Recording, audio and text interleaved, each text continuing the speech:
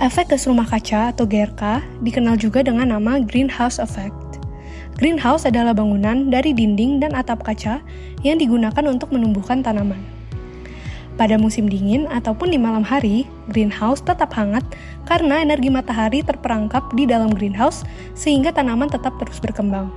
Sejatinya, 30% energi matahari berupa cahaya dan panas yang sampai ke permukaan bumi akan dipantulkan kembali ke angkasa dan sisanya terserap oleh atmosfer atau permukaan bumi yang berguna untuk menjaga bumi tetap hangat. Atmosfer terdiri atas gas-gas seperti karbon dioksida, metana, ozon, dinitrogen oksida, dan juga uap air. Kenaikan konsentrasi gas-gas tersebut pada atmosfer akan menyebabkan lebih banyak panas yang terjebak di atmosfer bumi, sehingga muncullah efek gas rumah kaca. Efek dari gas rumah kaca ini adalah meningkatnya suhu di permukaan bumi, sehingga es di kutub-kutub bumi mencair dan menyebabkan tinggi permukaan air laut bertambah. Kenaikan suhu permukaan bumi juga menyebabkan penguapan air yang lebih cepat, sehingga memperburuk siklus hujan, daerah kering menjadi semakin kering, dan daerah basah menjadi semakin basah. Kemungkinan terjadi cuaca ekstrim yang meningkat juga akan menyebabkan terjadinya bencana alam. Ekosistem makhluk hidup berubah, terutama di daerah perairan. Suhu lebih tinggi menyebabkan jumlah serangga pembawa demam berdarah meningkat. Efek gas rumah kaca tersebut dapat berasal dari berbagai bidang di kehidupan kita sehari-hari, salah satunya adalah bidang pertanian. Menurut Gapki, sektor pertanian berkontribusi sebesar 7 hingga 8% terhadap emisi gas rumah kaca total di Indonesia. Gas karbon dioksida, metana, dan nitrogen oksida menjadi 3 jenis gas rumah kaca yang paling banyak dihasilkan pada sektor pertanian. Penggunaan bahan bakar mesin saat pengolahan tanah dan pemanenan, pembakaran lahan untuk alih fungsi lahan pertanian, dan pembakaran sisa atau residu pertanian menghasilkan gas karbon dioksida. Pembacakan tanah atau tilling juga dapat mempercepat degradasi senyawa organik oleh mikroba tanah. Akibatnya, karbon dioksida yang dikeluarkan mikroba akibat respirasi seluler semakin banyak. Sebanyak 70% metana yang dihasilkan pada sektor pertanian berasal dari fermentasi enterik. Proses ini merupakan pelepasan gas metana pada hewan ruminansia, misalnya sapi, akibat degradasi senyawa organik oleh mikroba di rongga perut hewan ruminansia. Pembusukan senyawa organik, misalnya limbah pertanian atau kotoran hewan, yang dibiarkan membusuk secara aerobik, merupakan sumber lain metana dari sektor pertanian. 75% emisi nitrogen oksida berasal dari sektor pertanian. Penggunaan pupuk menjadi sumber nitrogen oksida terbesar di sektor ini. Secara alami, tanah mengandung mikroba yang dapat mengolah nitrogen bebas dalam tanah. Mikroba tanah dapat mengubah amonia menjadi nitrat melalui reaksi nitrifikasi atau mengubah nitrat menjadi nitrogen melalui reaksi denitrifikasi. Pelepasan nitrogen oksida disebabkan karena jumlah nitrat yang tersedia pada tanah lebih tinggi daripada kebutuhan nitrat tanaman. Akibatnya, nitrat akan dikonversi menjadi nitrogen oksida oleh mikroba tanah dan dilepaskan ke atmosfer. Selain itu, industri pertambangan juga menjadi penyumbang emisi terbesar pada peningkatan kadar gas rumah kaca.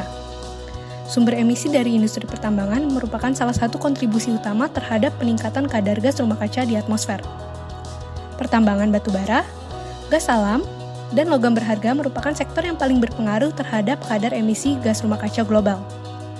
Proses pengolahan bahan tambang seperti pengepasan, penggilingan, pengangkutan, dan pengolahan menghasilkan emisi GRK melalui proses termal, kimia, dan fisiologis. Produksi batu bara menghasilkan karbon besar. Dengan kadar emisi paling tinggi, batu bara merupakan sumber energi yang paling banyak menimbulkan polusi selama beberapa tahun terakhir.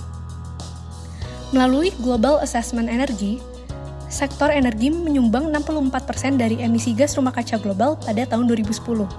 Sementara sektor industri, termasuk pertambangan, menyumbang 21% dari total emisi.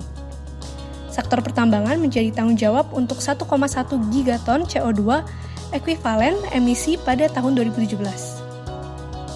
Kesimpulannya, industri pertambangan harus mengurangi emisi gas karbon dengan menerapkan praktik yang lebih hijau dan ramah lingkungan, seperti penggunaan energi terbarukan, daur ulang mineral, dan integrasi energi terbarukan.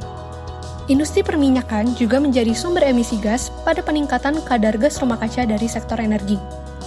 Pada bidang teknik perminyakan, salah satu proses yang menghasilkan gas rumah kaca di bumi adalah gas flaring. Gas flaring adalah proses pembakaran gas alam yang tidak terhindarkan dalam industri perminyakan. Gas alam yang dihasilkan dari sumur minyak seringkali harus dilepaskan melalui pembakaran terkontrol untuk alasan keamanan dan operasional. Proses gas flaring ini akan mengubah gas alam menjadi karbon dioksida dan metana, dua jenis gas rumah kaca utama, dengan cara membakar gas-gas secara terkontrol atau terkadang tidak terkontrol di lokasi sumur minyak atau fasilitas produksi. Meskipun merupakan praktik umum dalam industri perminyakan, gas flaring memiliki dampak negatif terhadap lingkungan dan kesehatan manusia. Hal ini disebabkan oleh emisi gas rumah kaca yang dihasilkan dapat memperkuat efek pemanasan global dan berkontribusi pada polusi udara. Proses ini, jika tidak diatur dengan baik, dapat menyumbang pada peningkatan gas rumah kaca di atmosfer dan memperburuk pemanasan global. Karena, selain menghasilkan karbon dioksida dan metana, proses gas flaring ini juga menghasilkan berbagai polutan lainnya, seperti senyawa-senyawa nitrogen oksida, sulfur dioksida, dan partikulat halus. Hal tersebut tergantung pada komposisi gas yang dibakar serta kondisi operasional flaring. Oleh karena itu, pengelolaan dan pengendalian emisi gas rumah kaca dari industri perminyakan menjadi penting dalam upaya mitigasi perubahan iklim. Industri lain yang menjadi salah satu penyumbang emisi gas rumah kaca adalah industri kimia. Industri kimia merupakan salah satu penyumbang gas rumah kaca di bumi, salah satunya melalui steam methane reforming atau disingkat dengan SMR. SMR merupakan metode yang paling umum digunakan untuk memproduksi hidrogen dalam skala industri, mengingat permintaan hidrogen dalam skala global meningkat seiring berjalannya waktu. Proses ini melibatkan reaksi antara metana dan uap air pada suhu tinggi, serta membutuhkan katalis nikel untuk efisiensi energi aktivasi. Metana akan mengalami reforming dengan uap air menghasilkan hidrogen dan gas karbon monoksida. Gas karbon monoksida ini akan menginisiasi reaksi samping dengan uap air yang disebut water shift gas reaction. Reaksi ini akan menghasilkan karbon dioksida. Ketika dilepas ke atmosfer, karbon dioksida dapat menangkap radiasi matahari dan mempertahankan panas di atmosfer sehingga berdampak pada pemanasan global. Perhitungan menunjukkan bahwa tiap 1 kg hidrogen yang diproduksi akan menghasilkan 6 hingga 10 kg karbon dioksida sebagai polutan yang dilepas ke atmosfer. Meskipun saat ini sedang dilakukan pengembangan carbon capture storage yang meminimalisir pelepasan gas karbon dioksida ke atmosfer. Berdasarkan hal-hal yang sudah dipaparkan sebelumnya, kita telah menyaksikan bagaimana efek gas rumah kaca mempengaruhi bumi kita dari industri pertanian hingga industri perminyakan dan kimia. Industri kimia, misalnya, melalui proses SMR yang umum digunakan untuk produksi hidrogen, turut menyumbang gas rumah kaca seperti karbon dioksida. Begitu pula industri perminyakan dengan praktik gas flaring, yakni pembakaran gas alam yang tidak terhindarkan, menghasilkan emisi karbon dioksida dan metana. Di sisi lain, industri pertambangan mengeluarkan gas rumah kaca melalui proses pengolahan bahan tambang, sementara industri pertanian melepaskan gas seperti karbon dioksida, metana, dan nitrogen oksida dari penggunaan pupuk serta pengolahan lahan. Dampak dari efek rumah kaca ini tidak bisa dianggap enteng. Kita akan menghadapi ancaman kenaikan suhu bumi, mencairnya es di kutub yang berujung pada kenaikan permukaan air laut, cuaca ekstrim yang semakin sering terjadi, dan perubahan ekosistem yang bisa mengancam keberlangsungan hidup banyak makhluk hidup. Namun, di tengah tantangan ini, ada harapan. Praktik hijau dan ramah lingkungan bisa diadopsi, seperti penggunaan energi terbarukan, daur ulang, dan integrasi teknologi yang inovatif untuk mengurangi emisi gas rumah kaca.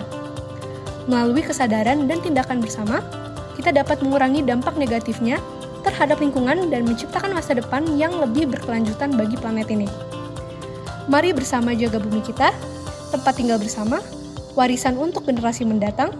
Melalui kesadaran dan kepedulian, kita bisa mewujudkan masa depan yang lebih cerah dan lestari.